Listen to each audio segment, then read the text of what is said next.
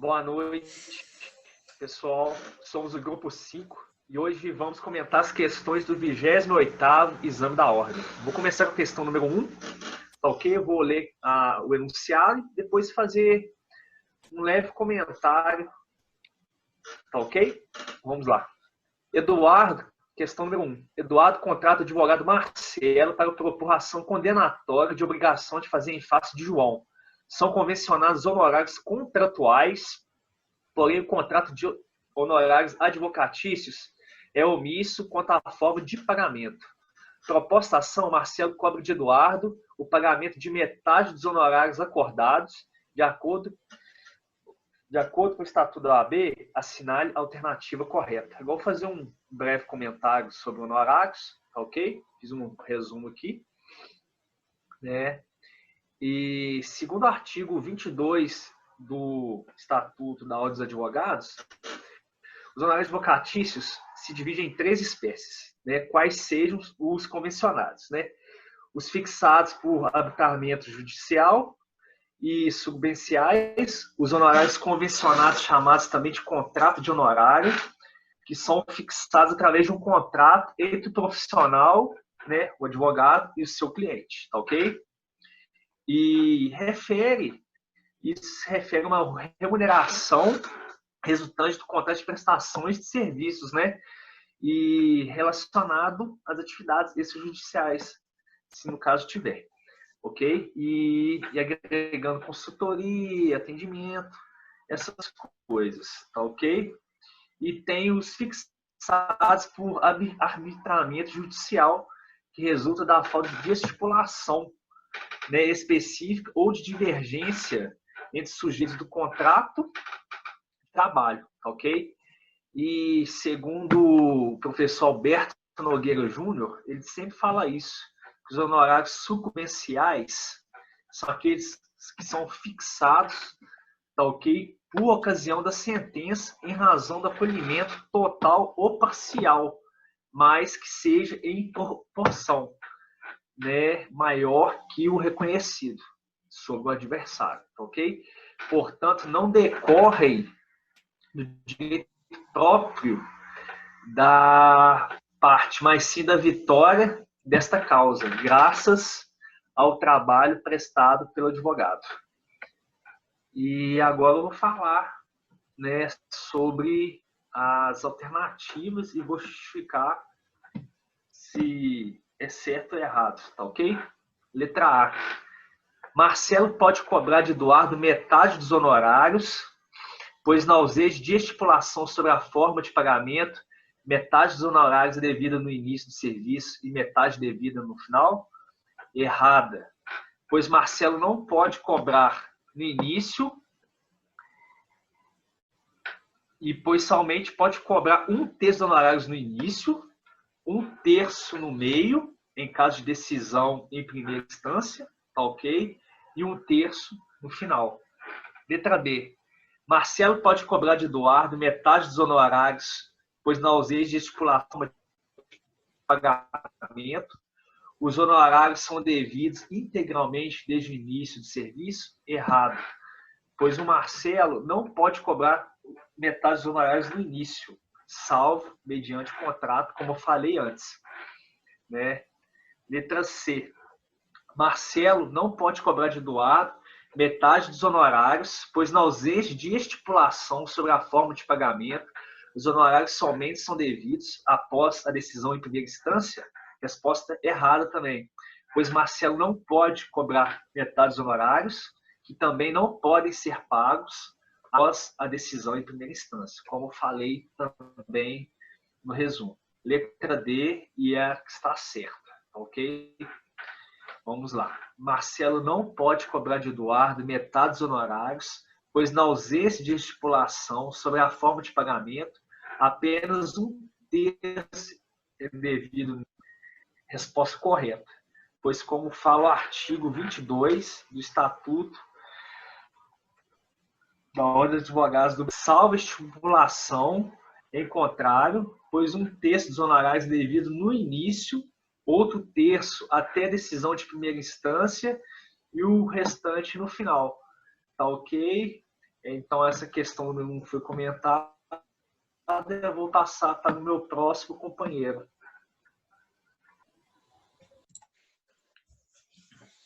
Dando continuidade agora, eu vou falar da questão 2, que o enunciado dela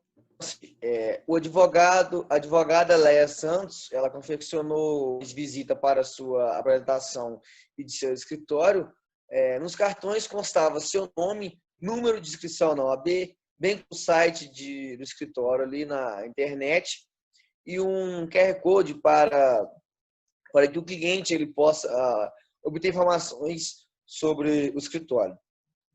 Já o advogado Lucas Souza elaborou cartões de visitas que, além do seu número, apresentam um logotipo discreto e a fotografia do escritório.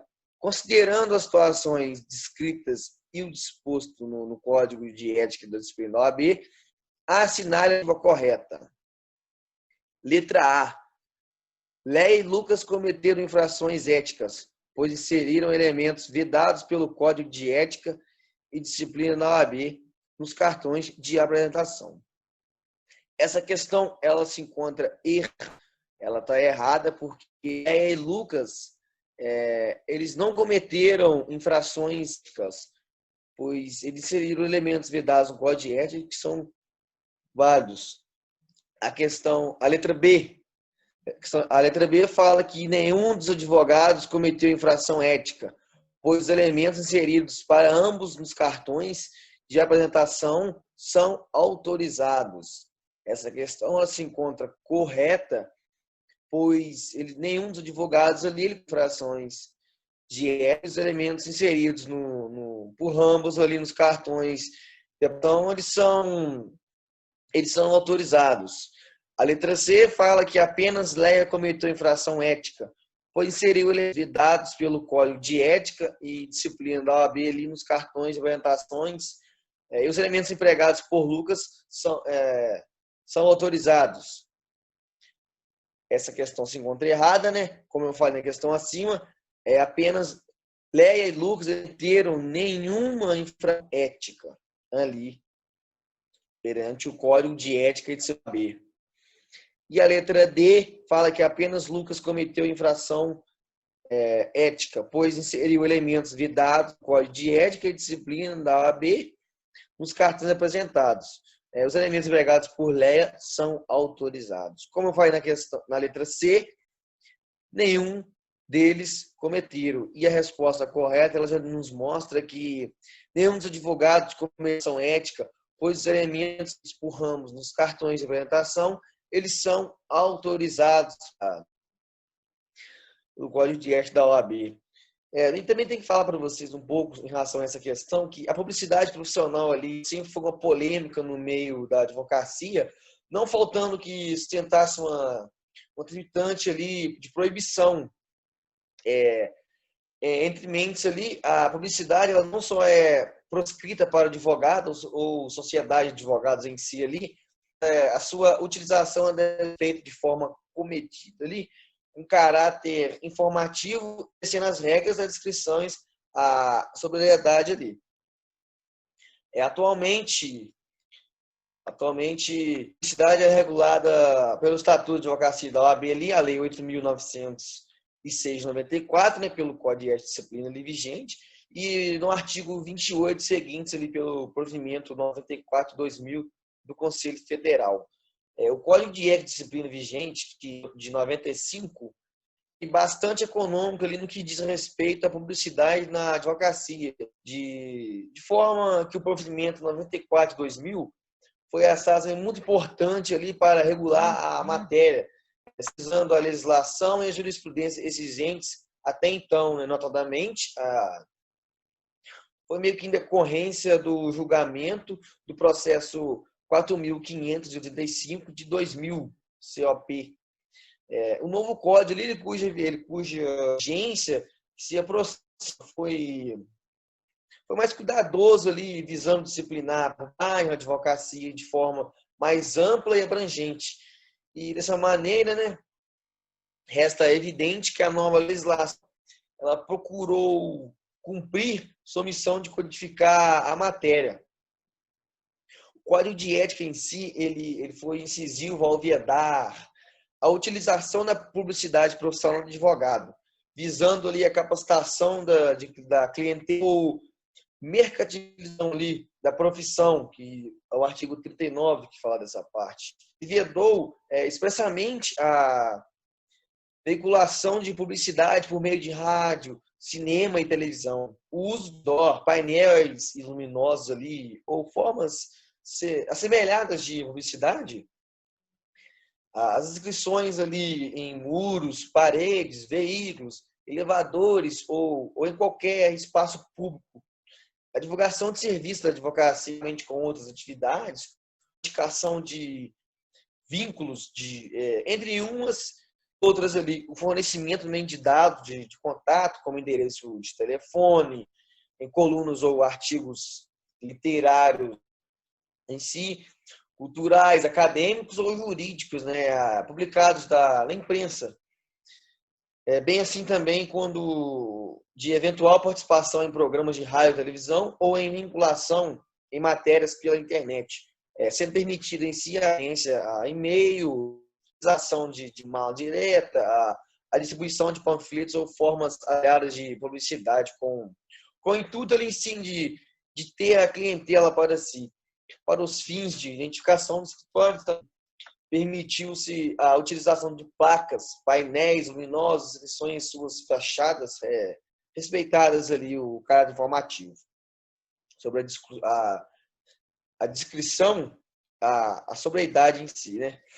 E também tem que falar com um novo regramento, a participação do advogado em meios de comunicação, ele não poderá induzir a litigar da mesma forma, não proverá a captação da clientela em si.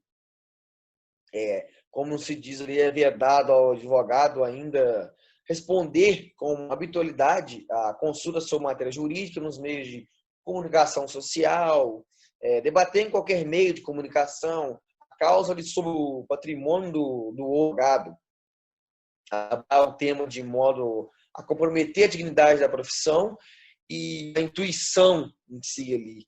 E também divulgar e deixar que sejam divulgadas as listas de clientes e demandas para ali, reportagem, declarações públicas em si. Né? E também que o advogado que eventualmente participar de programas de televisão ou de rádio, de entrevista, de imprensa, ele deve visar objetivos que sejam exclusivamente ilustrados, educacionalmente instrutivos, sem um propósito de programação pessoal ou profissional, sendo vedados achamentos sobre métodos de trabalho usados por seus colegas em si. E quando convidado ali para uma manifestação pública, deve o advogado evitar o debate de um caráter que, como se diz, sensacionalista ali. E também nos cartões e material poderão ser referidos também os títulos acadêmicos, as distinções relacionadas à vida profissional, bem como ações jurídicas que faça parte e as especialidades ali que se dedicar, né? Que o endereço de e-mail, site, página eletrônica, QR Code, logotipo e a fotografia do escritório para atendimento, além dos idiomas em que o cliente poderá assistir, que sendo ver a inclusão de fotografias pessoais ou de terceiros nos cartões de visita, né, do advogado. Bem como menções ali em qualquer emprego, né, com cargo ou função atual, o pretéritozinho ali em qualquer instituição, salvo que o professor universitário. Também tem que falar que é admitido o patrimônio de eventos ou publicações de caráter científico ou rural. A regulação ali, ela fica distrita a clientes e a interesse, né? Que por fim, a publicidade vinculada pela internet ou por outros motivos ali, eletrônicos, ela deverá observar os princípios que, em suma, o advogado ele deverá sempre se pautar nas diretrizes do artigo 39, que, ou seja, ele tem que observar o caráter informativo da publicidade na descrição e, como eu já falei até acima, um pouco, que eu falei com vocês aí, a descrição e a sobriedade ali, evitando promover em qualquer circunstância a capacitação da clientela, a mercantilização ali em si da dele, né? E por isso, e agora eu vou passar para a pergunta 3 com o colega da frente.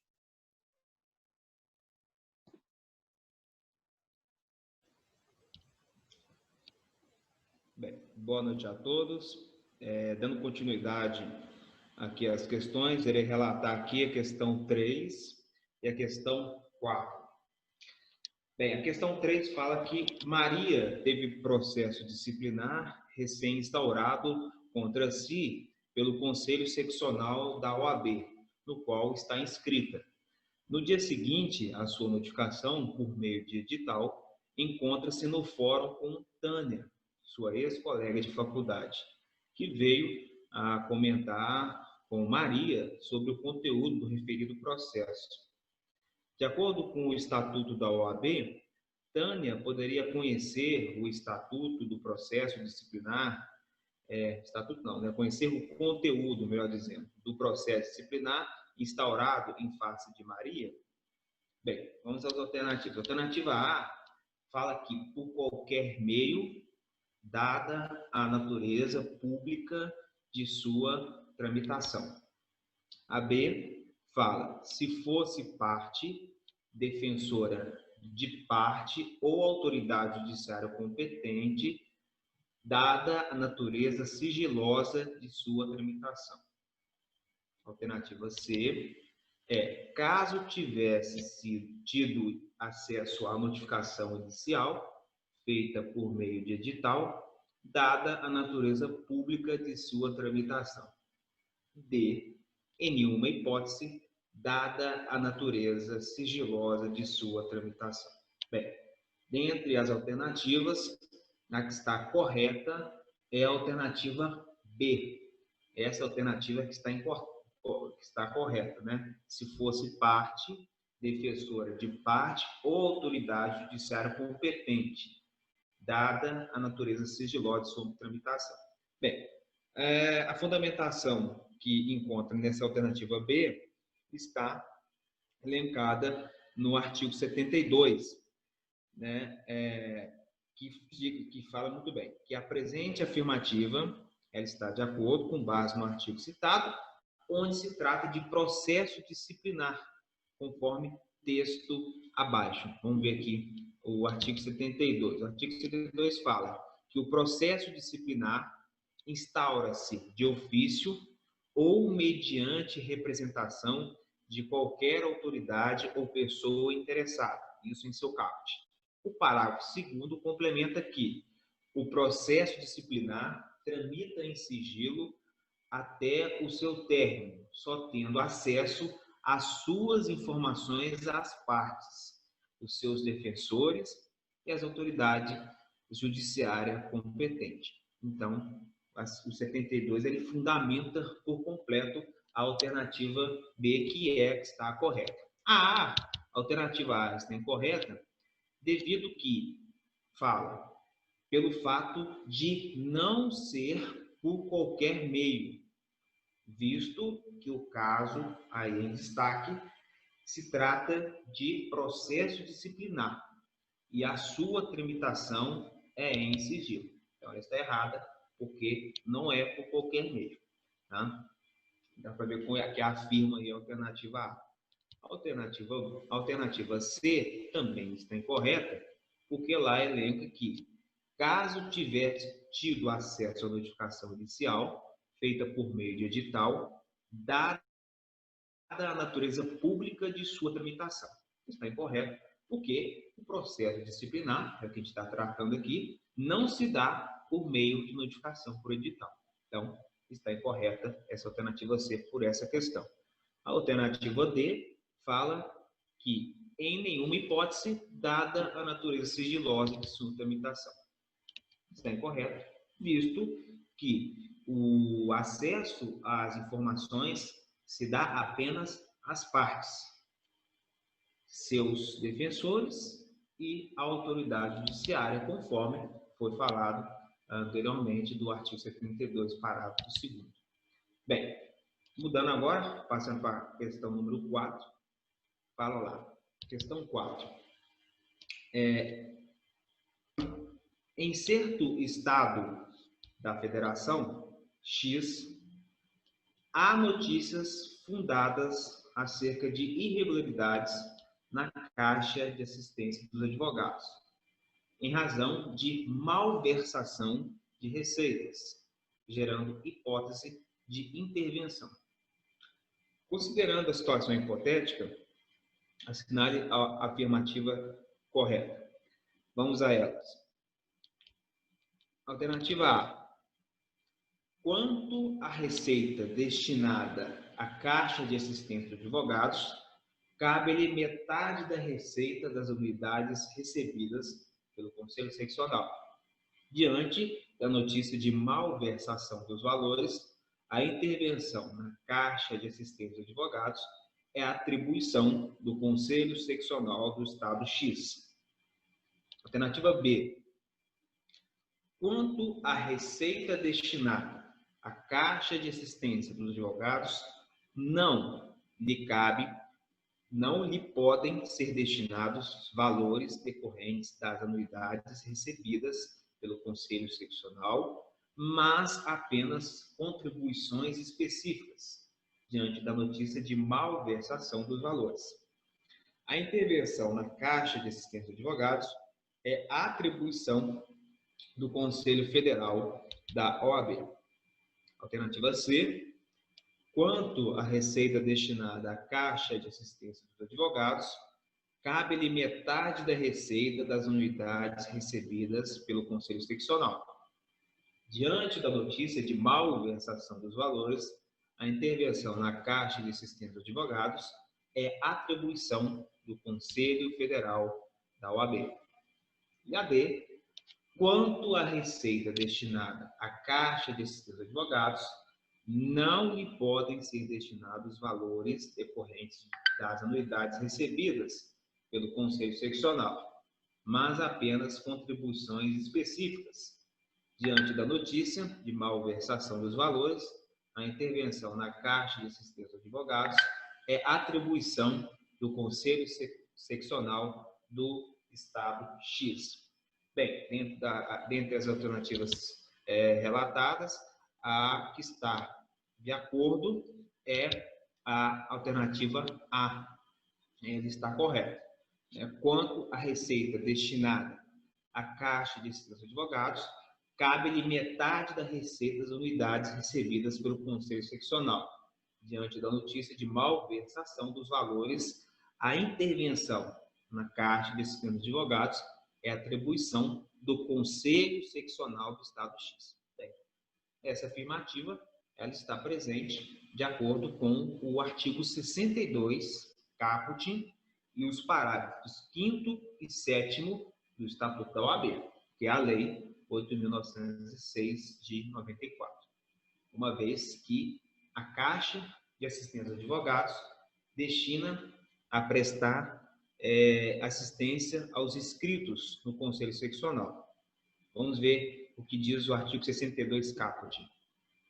Diz lá: a Caixa de Assistência dos Advogados, com personalidade jurídica própria, destina-se a prestar assistência aos inscritos no Conselho Seccional a que se vincule.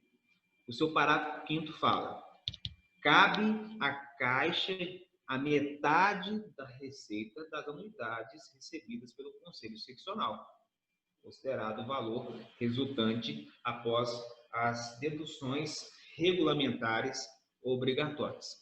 O parágrafo 5º é bem taxativo aí, né? Cabe à Caixa a metade da receita das anuidades recebidas pelo Conselho Seccional, indo de encontro ali com a alternativa A. Já o parágrafo 7º fala que o Conselho Seccional, mediante voto de 2/3 de seus membros, pode intervir na Caixa de Assistência de Advogados, no caso de descumprimento de suas finalidades, designando diretoria provisória enquanto durar essa intervenção.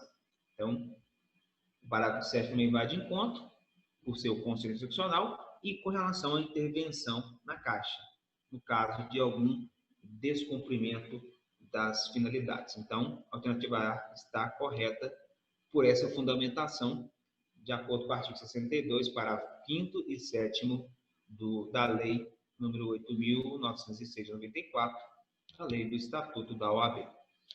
A questão B está incorreta, devido que a afirmativa fala que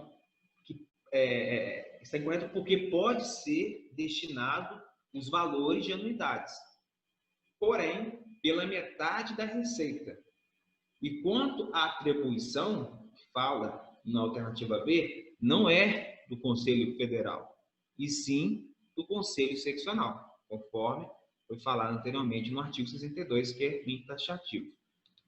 A alternativa C também está incorreta, que fala que não é atribuição do Conselho Federal, e sim do Conselho Seccional. Mesma coisa com relação à alternativa anterior, né? Aí a alternativa C também está incorreta, porque não é atribuição do Conselho Federal, e sim do Conselho Seccional da OAB, conforme artigo 62, CAT. A D está incorreta, porque pode ser destinado os valores de anuidade, porém, pela metade das receitas. Então, também está incorreta por essa questão. Pode ser destinado esses valores, porém, apenas pela metade. Então, essa é as questões 3 e 4.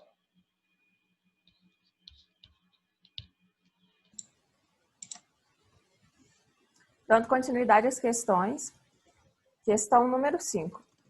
Gabriel, advogado, teve aplicada contra si penalidade de suspensão, em razão da prática das seguintes condutas: atuar junto ao cliente para a realização de ato destinado a fraudar a lei, recusar-se a prestar contas ao cliente de quantias recebidas dele e incidir em erros reiterados, que evidenciaram inépcia profissional. Antes de decorrido prazo, para que pudesse requerer a reabilitação quanto à aplicação dessas sanções, e após o trânsito em julgado das decisões administrativas, instaurou-se contra ele, em razão dessas punições prévias, novo processo disciplinar. Com base no caso narrado, assinale a opção que indica a penalidade disciplinar a ser aplicada. Alternativa A: de exclusão, para a qual é necessária a manifestação da maioria absoluta dos membros do Conselho Seccional competente. Essa alternativa está incorreta, pois, de acordo com o artigo 38, parágrafo único, para a aplicação da sanção disciplinar de exclusão, é necessária a manifestação favorável de 2/3 dos membros do Conselho Seccional competente. Alternativa B: de suspensão, que o impedirá de exercer o mandato e implicará o cancelamento de sua inscrição na OAB. Esta alternativa também está incorreta, pois, de acordo com o artigo 37, parágrafo 1º, a suspensão acarreta ao infrator a interdição do exercício profissional em todo o território nacional, pelo prazo de 30 dias a 12 meses, de acordo com os critérios de individualização previstos neste capítulo. Alternativa C: de exclusão, ficando o pedido de nova inscrição na OAB condicionado à prova de reabilitação. Essa alternativa está correta, pois, de acordo com o artigo 41, é permitido ao que tenha sofrido qualquer sanção disciplinar requerer, 1 ano após seu cumprimento, a reabilitação, em face de provas efetivas de bom comportamento.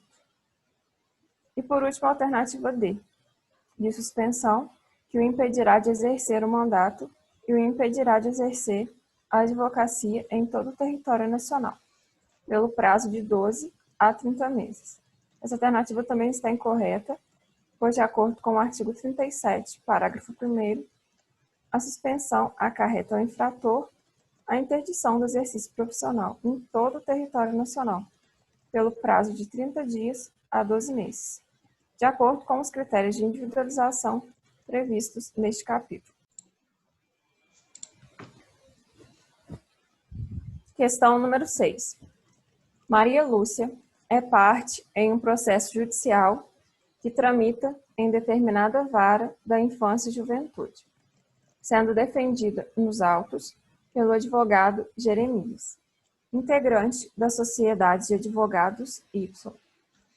No curso da lide, ela recebe a informação de que a criança, cujos interesses são debatidos no feito, encontra-se em proeminente situação de risco, por fato que ocorrera há poucas horas. Ocorre que o advogado Jeremias não se encontra na cidade naquela data. Por isso, Maria Lúcia procurou o advogado Paulo, o qual, após analisar a situação, conclui ser necessário postular, imediatamente, medida de busca e apreensão do infante. Considerando o caso hipotético, assinale a alternativa correta. Alternativa A. Paulo poderá aceitar procuração de Maria Lúcia e postular a busca e apreensão, independentemente de prévio conhecimento de Jeremias ou da Sociedade de Advogados Y. Essa alternativa está correta, de acordo com o artigo 11 do Código de Ética da OAB, que diz que o advogado não deve aceitar procuração de quem já tenha patrono constituído, sem prévio conhecimento deste, salvo por motivo justo ou para adoção de medidas judiciais urgentes e inadiáveis. Alternativa B. Paulo poderá aceitar procuração de Maria Lúcia e postular a busca e apreensão, apenas após o prévio conhecimento de Jeremias, não sendo suficiente informar a Sociedade de Advogados Y, sob pena de cometimento de infração ética. Essa alternativa está incorreta, pois não há necessidade do prévio conhecimento de Jeremias para a adoção de medidas judiciais urgentes e inadiáveis. Essa alternativa também está fundamentada no artigo 11, que diz que o advogado não deve aceitar a procuração de quem já tenha patrono constituído, sem prévio conhecimento deste, salvo por motivo justo ou para adoção de medidas judiciais urgentes e inadiáveis. Alternativa C. Paulo poderá aceitar procuração de Maria Lúcia e postular a busca e apreensão, apenas após o prévio conhecimento de Jeremias ou da Sociedade de Advogados Y, sob pena de cometimento de infração ética.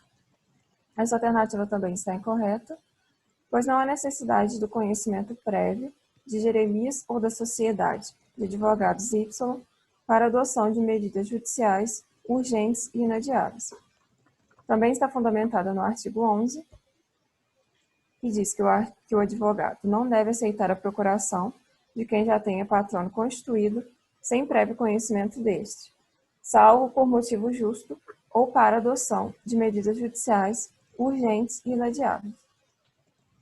Por último, a alternativa D, que diz que o Paulo não poderá aceitar procuração de Maria Lúcia e postular a busca e apreensão, mesmo que seja promovido o prévio conhecimento de Jeremias e da Sociedade de Advogados Y, sem antes ocorrer a renúncia ou revogação do mandato, sob pena de cometimento de infração ética.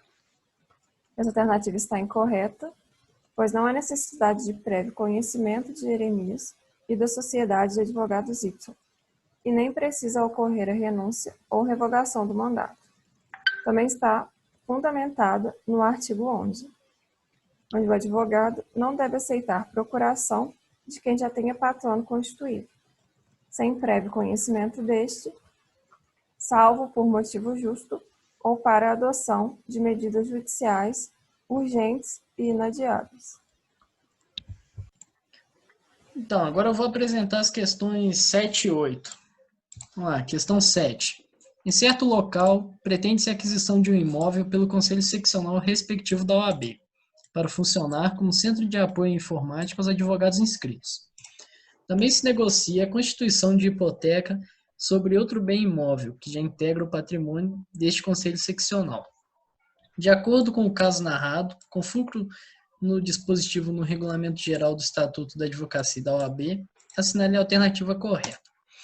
Então, antes, para a gente entender melhor o enunciado, eu vou explicar aqui alguns conceitos.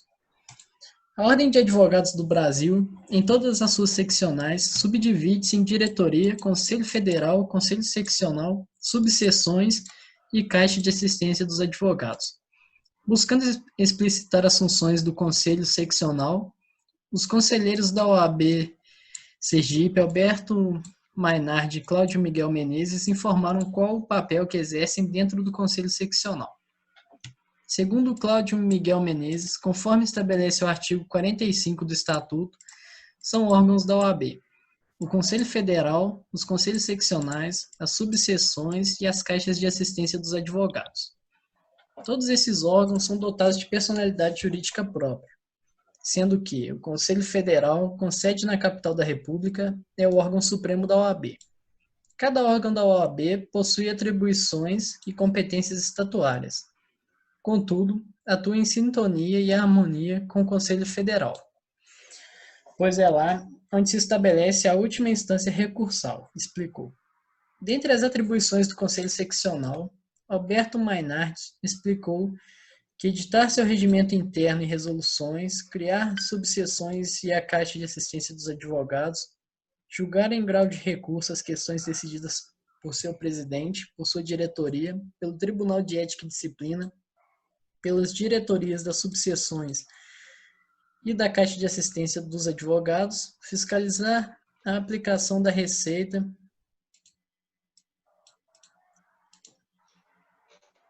apreciar o relatório anual e deliberar sobre o balanço e as contas de sua diretoria, das diretorias das subseções e da Caixa de Assistência dos Advogados, fixar a tabela de honorários válida para todo o território estadual, realizar o exame de ordem, decidir os pedidos de inscrição nos quadros de advogados e estagiários, manter cadastro de seus inscritos, fixar, alterar e receber contribuições obrigatórias, preços de serviço e multas, participar da elaboração dos concursos públicos em todas as suas fases, nos casos previstos na Constituição e nas leis, no âmbito do seu território, determinar com exclusividade critérios para o traje dos advogados, no exercício profissional, aprovar e modificar seu orçamento anual, definir a composição e funcionamento do Tribunal de Ética e Disciplina e escolher seus membros, eleger as listas constitucionalmente previstas para preenchimento dos cargos nos tribunais judiciários,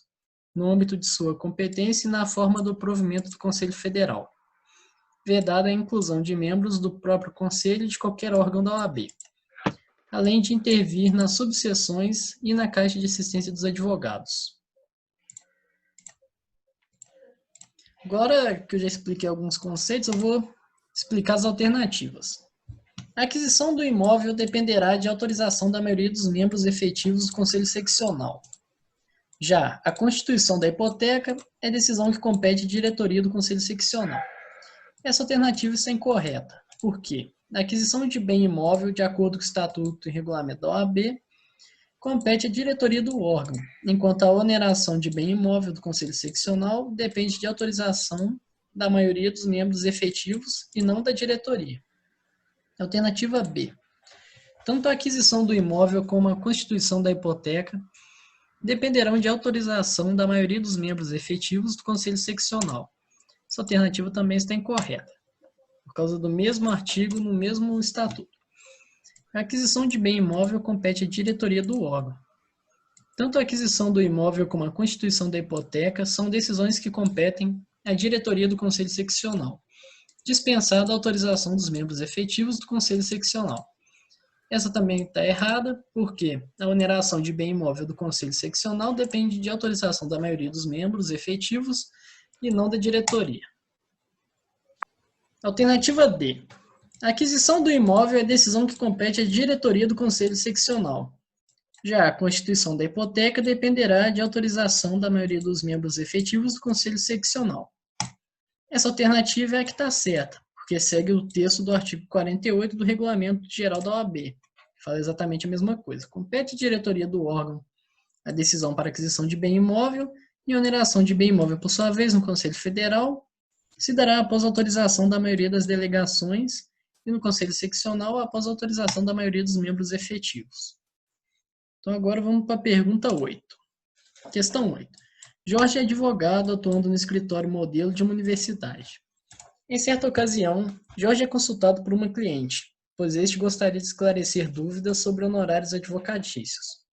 O cliente indaga a Jorge sobre o que seriam os honorários assistenciais.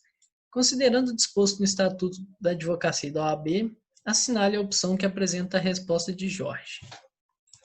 Então, para responder essa daqui, vamos primeiro estudar o que são os honorários. Só ver aqui. A advocacia, como inúmeras profissões, é um trabalho a ser remunerado. No entanto, o trabalho do advogado vai além das peças processuais. Envolve atendimentos e muitas vezes procedimentos que extrapolam a esfera processual. Para facilitar a mensuração desse trabalho, a OAB criou uma tabela com valores mínimos. Ocorre que nem sempre os honorários advocatícios seguirão fielmente estabelecido. Assim, vamos conhecer os tipos de honorários existentes. Os honorários advocatícios. Da palavra em latim, honorários referem-se à conduta ou postos honrosos. Na contemporaneidade, o termo passa a ser utilizado como remuneração de serviços prestados, ou seja, tratam-se então dos valores recebidos pelo trabalho honroso. Portanto, os honorários advocatícios são a remuneração de serviços prestados pelos advogados e advogadas. No âmbito da advocacia, somente com o Código de Justiniano, publicado entre 529 e 534, estabeleceu-se a legitimidade de percepção de honorários. Contudo, junto à legitimidade, estabelecem-se também requisitos e condições. No ordenamento jurídico brasileiro, os honorários advocatícios estão previstos no artigo 22 do Estatuto da Advocacia e da OAB, e em 2018 foram acrescidos 2 novos parágrafos ao artigo. Os tipos de honorários. O caput do artigo 22 do Estatuto da Advocacia e da OAB apresenta 3 tipos de modalidades de honorários advocatícios. É o dispositivo, artigo 22. A prestação de serviço profissional assegura aos inscritos na OAB o direito aos honorários convencionados aos fixados por arbitramento judicial e aos de sucumbência. Contudo, em 2018, a legislação foi modificada e acrescentou-se ao artigo 22 uma nova hipótese. Portanto, conforme o artigo, os honorários advocatícios podem ser contratuais, sucumbenciais, arbitrados e assistenciais. Agora vamos estudar cada um deles. Honorários contratuais. Em via de regra, os honorários advocatícios são estipulados no contrato firmado junto ao cliente. Assim, estabelece o valor pelo qual ele será remunerado por atuar na demanda, ainda que não se limite ao processo judicial. Pode, por exemplo, cobrar valor por consultorias, entre outros. E uma vez que esse valor é estipulado entre as partes, chama-se de honorários contratuais. O pagamento de honorários contratuais não pressupõe o sucesso da causa, ou seja, independente do resultado, o profissional deverá receber o que foi acordado. Para auxiliar o advogado a precificar o seu trabalho, o que inclui serviços prestados além do âmbito processual, há uma tabela de honorários da OAB, como dito anteriormente. Assim, pode-se balizar o arbitramento dos honorários advocatícios conforme os serviços e o padrão local. Cabe ressaltar que o estabelecimento pela OAB não é regra fixa. Todavia, os valores devem ser observados como valores mínimos. Além dos valores, as partes podem arbitrar o modo de pagamento e, caso não estipulem em contrário, seguir-se-á o disposto no parágrafo 3º do artigo 22 da Lei 8.906 de 94. Assim, os honorários advocatícios serão devidos: 1/3 no início do serviço, um terço até a decisão em primeira instância e o restante ao final. O parágrafo 4º do artigo 22 da mesma lei prevê ainda que, parágrafo 4º, se o advogado fizer juntar aos autos o seu contrato de honorários antes de expedir-se o mandato de levantamento ou precatório, o juiz deve determinar que lhe sejam pagos diretamente, por dedução da quantia a ser recebida pelo constituinte, salvo se este provar que já pagou. A Lei nº 13.725 de 2018 incluiu algumas modificações no tocante aos honorários advocatícios. Esse foi o caso, por exemplo, do parágrafo 7º do dispositivo, do qual dispõe. Parágrafo 7º. Os honorários convencionados com entidades de classe para atuação em substituição processual poderão prever a faculdade de indicar os beneficiários que, ao optarem por adquirir os direitos, assumirão as obrigações decorrentes do contrato originário a partir do momento em que este foi celebrado, sem a necessidade de mais formalidades. Agora, os honorários sucumbenciais. Como observado em via de regra, os honorários serão estabelecidos contratualmente pelas partes, cliente e advogado. Ocorre que a legislação prevê outra espécie de honorários advocatícios relacionados à perda do processo. São, portanto, chamados honorários sucumbenciais. Existem dois motivos principais para a existência dos honorários de sucumbência.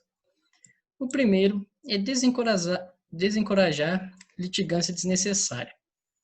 Já o segundo evita que uma pessoa seja prejudicada pelos gastos em que incorreu justificadamente, a fim de pleitear direitos que acreditava ter ou defender-se de ação movida contra ela.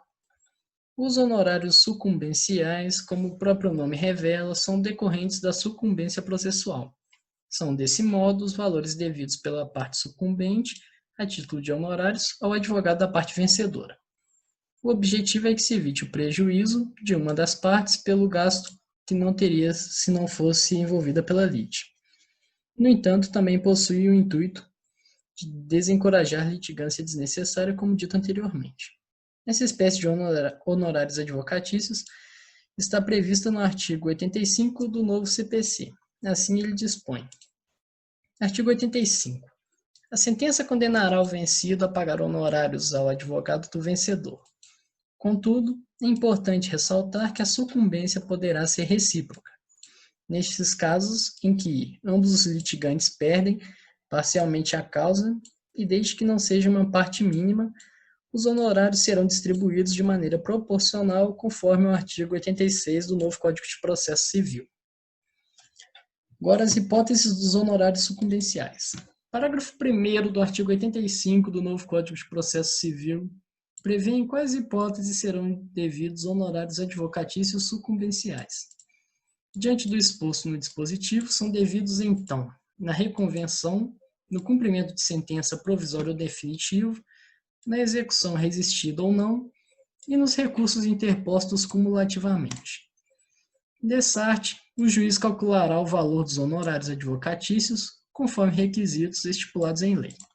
Nesse sentido, os incisos 1 a 4 do parágrafo 2º do artigo 85 do Código de Processo Civil estabelece como elementos de análise para a valoração dos honorários o grau de zelo do profissional, o lugar de prestação de serviço, a natureza e a importância da causa, o trabalho realizado pelo advogado e o tempo exigido para o seu serviço.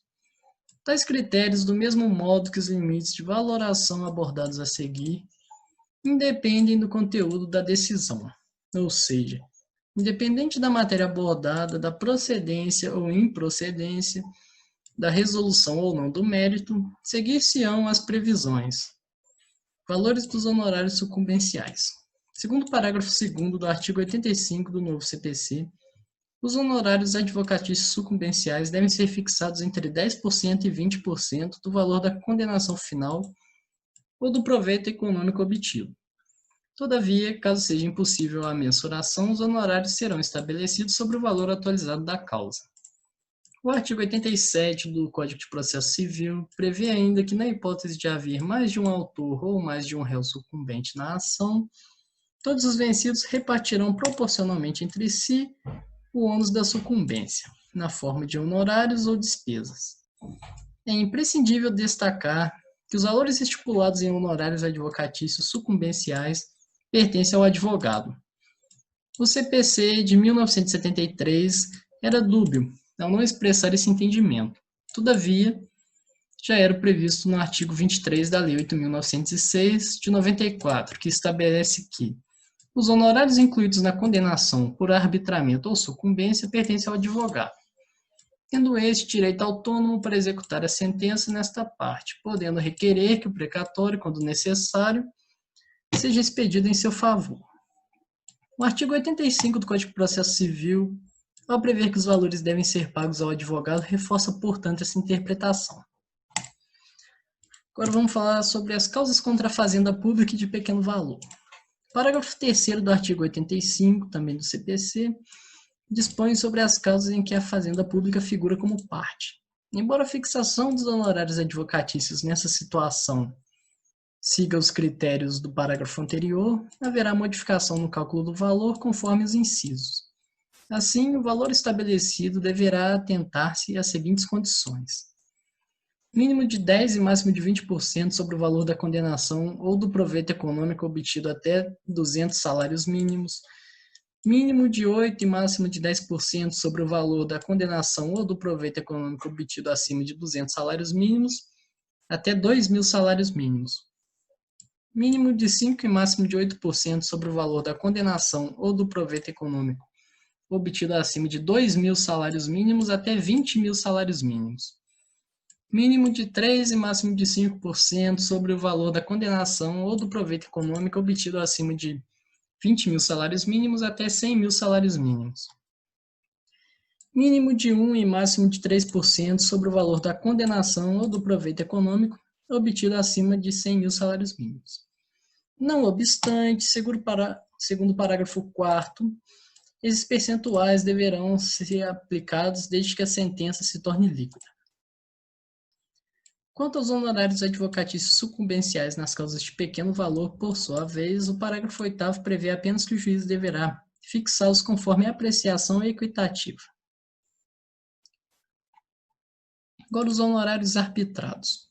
Os honorários advocatícios arbitrados, como vislumbrados, estão previstos tanto no artigo 22 quanto no artigo 23 do Estatuto da Advocacia. São assim denominados porque são estipulados em juízo. Todavia, não se tratam de sucumbenciais, uma vez que não são derivados da sucumbência num processo. O que ocorre, então, é que não há o acordo dos honorários advocatícios em contrato entre cliente e advogado, e essa não previsão pode se dever à não realização de um contrato, por algum motivo em particular, ou ao desentendimento entre os contratantes quanto aos valores e modo de pagamento.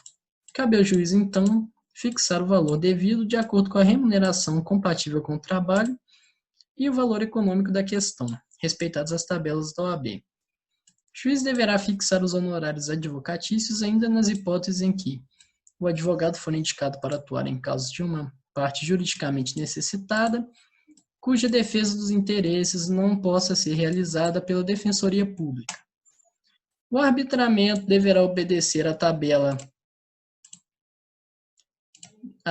do Conselho Seccional da OAB, e uma vez diante da hipossuficiência processual, os honorários deverão ser pagos pelo Estado. Agora, os honorários que interessam na questão. Honorários assistenciais. Outra modificação introduzida pela Lei 13.725 de 2018 é a previsão dos honorários assistenciais. Assim, prevê o parágrafo 6º do artigo 22 da Lei 8.906 de 94, acerca dos honorários fixados em ações coletivas, propostas por entidades de classe, em substituição processual. Nessas hipóteses, então, também serão aplicadas as disposições do artigo 22 referentes aos honorários advocatícios tipicamente contratuais. E, por fim, não restarão prejudicados os honorários convencionais. Natureza alimentar dos honorários advocatícios no novo CPC. Os honorários no novo CPC passaram por algumas modificações em relação ao Código de Processo Civil de 1973. Entre elas, então, está a questão da natureza alimentar dos honorários. O parágrafo 14º do artigo 85 prevê dessa maneira: os honorários constituem direito do advogado e têm natureza alimentar, com os mesmos privilégios dos créditos oriundos da legislação do trabalho, sendo vedada a compensação em caso de sucumbência parcial. Portanto, os honorários advocatícios não apenas adquirem natureza alimentar, como não podem ser objetos de compensação. A compensação, entretanto, era válida na ocorrência de sucumbência recíproca até o advento do novo Código de Processo Civil. Com a modificação da legislação, restou também revogada a súmula número 306 do STJ. Nesse sentido, é o acórdão do STJ em agravo interno no recurso especial. Agora eu vou ler o acórdão. Os honorários advocatícios possuem natureza tanto processual quanto material, híbrida. Processual por somente poderem ser fixados, como os honorários sucumbenciais, no bojo de demanda judicial, cujo trâmite se dá com amparo nas regras de direito processual procedimental. Material por constituir direito alimentar do advogado e a dívida da parte vencida em face do patrono da parte vencedora. Agora, depois de ler esses conceitos, a gente vai para as alternativas. Letra A. Os honorários assistenciais são aqueles pagos diretamente ao advogado que promove a juntada aos autos do seu contrato de honorários antes de expedir-se o mandado de levantamento ou precatório. A alternativa está incorreta. De acordo com o artigo 22, parágrafo 6º, o disposto neste artigo aplica-se aos honorários assistenciais, compreendidos como os fixados em ações coletivas, propostas por entidades de classe em substituição processual, sem prejuízo aos honorários convencionais. Letra B. Os honorários assistenciais são aqueles devidos ao advogado em periodicidade determinada pela prestação de serviços advocatícios de forma continuada nas situações que o cliente venha a ter necessidade como contrapartida à chamada advocacia de partido. Alternativa incorreta, isso também não tem nada a ver. De acordo com o artigo 22, parágrafo 6º, o disposto neste artigo aplica-se aos honorários assistenciais compreendidos como fixados em ações coletivas propostas por entidades de classe em substituição processual, sem prejuízo aos honorários convencionais. Então não tem nada a ver isso aí também não. Letra C. Os honorários assistenciais são aqueles fixados pelo juiz ao advogado indicado para patrocinar causa de juridicamente necessitado. Não é indicado para patrocinar causa de juridicamente necessitado por causa do mesmo artigo 22, parágrafo 6º que eu li até agora. Letra D. Os honorários assistenciais são aqueles fixados em ações coletivas propostas por entidades de classe em substituição processual. Está aí a alternativa correta, idêntica ao artigo, e essa aí que está certa.